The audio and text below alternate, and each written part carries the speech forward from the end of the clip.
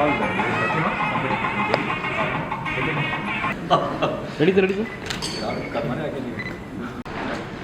As the saying goes, well begun is half done. May I request Mr. Gautam?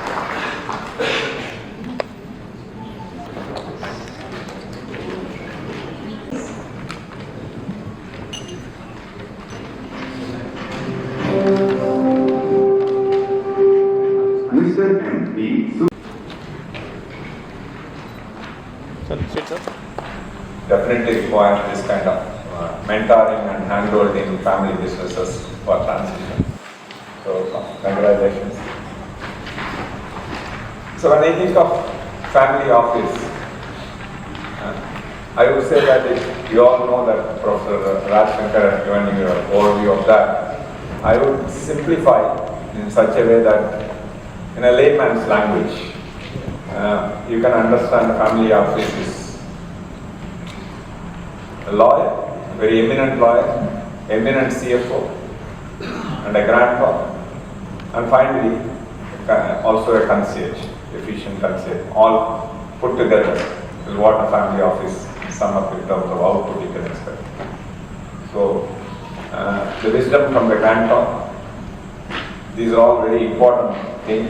I think finally the family office, if you look at, there are two kinds of businesses, business family and family businesses. While family businesses focus majority in building the businesses, and mostly the money is still in the working capital and building the business. There is no surplus available. When you have surplus, that's when the family office kicks in. When you don't have surplus, you don't require a family office. Typically, it's well within the business.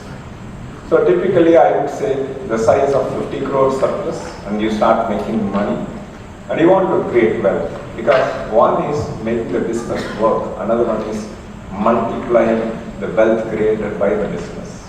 And that's very important. Succession planning, transition, sorting out family feuds, multiple generations, how you handle and carry on is a very important ask.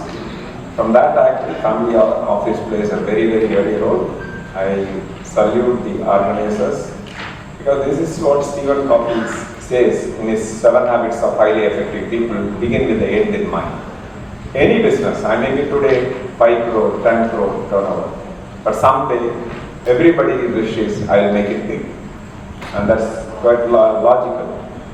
And the end game is, if you are to look at that, it has to last beyond generations. And that's very important. Not only that, it has to be passed on in a very efficient manner. So from that angle, the wealth has to be multiplied. Succession planning has to be handled very well. All these things are possible only when you have a family business office. And that way, you may be small today, but your end journey, if you have to look at that, I will create a legacy, I will create a family business office. And that's what I will leave it with you all. There are